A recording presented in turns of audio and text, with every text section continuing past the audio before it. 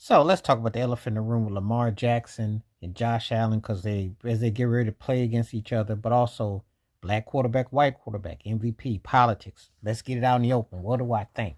Of course, there's always a race issue with a black quarterback and a white quarterback because until recent memory, black quarterbacks weren't given the same chance and opportunity. I can make the argument that if we go up to probably about, dare I say, 2011 or 2012, when Russell Wilson, Colin Kaepernick, and RG3 emerged, and you saw more black quarterbacks taking over teams, and then Russell won that Super Bowl in 2013, Cap lost Super Bowl against Baltimore, and you know how they ran him out the league, and Cam Newton went to Super Bowl, won MVP, lost that Super Bowl to Denver, still didn't dive on that ball.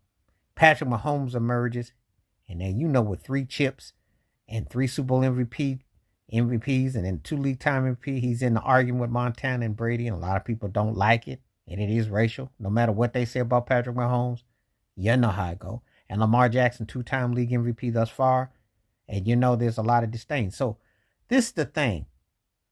Him and Josh Allen. He had a better season than Josh Allen. He ran for more yards, passed for more. Josh's team won more. I'm a Bills fan. Now, I'm going to tell you how I feel about the MVP. I don't think neither one of them should get the MVP because I think Saquon Barkley should get the MVP. But yeah, it's always a race issue with quarterbacks because it was seen as a predominantly white privilege situation in the NFL. You just got to look at it for what it was.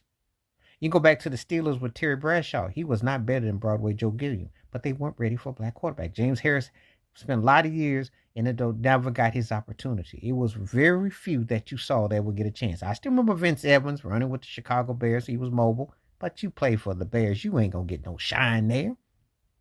And then when Doug Williams emerged with Tampa Bay, and brothers who did get to play, they were may as well be in Saudi Arabia because they were in no-win situations. They weren't going to get a top-tier receiver, and they won't get a top-tier team. But Doug did shock folks because he did get the Tampa Bay Buccaneers to the NFC Championship game. They lost to the Rams 9-0, but he did a lot better than what Steve Young did, who was more ballyhooed, who came out of college from Brigham Young, who was great-great-grandfather, but he stunk, and he's behind, went to LA Express, USFL.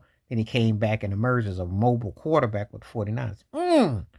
White mobile quarterback. That they didn't want no black mobile quarterbacks because J.C. Watts never got his chance. Tommy Frazier didn't get his chance.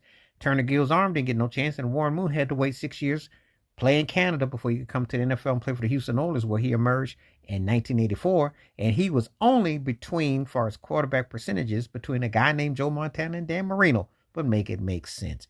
They just weren't ready for a black quarterback. So in the last 40 years, I've seen progress, but it's been really in the last 12 when it's been normalized because you just had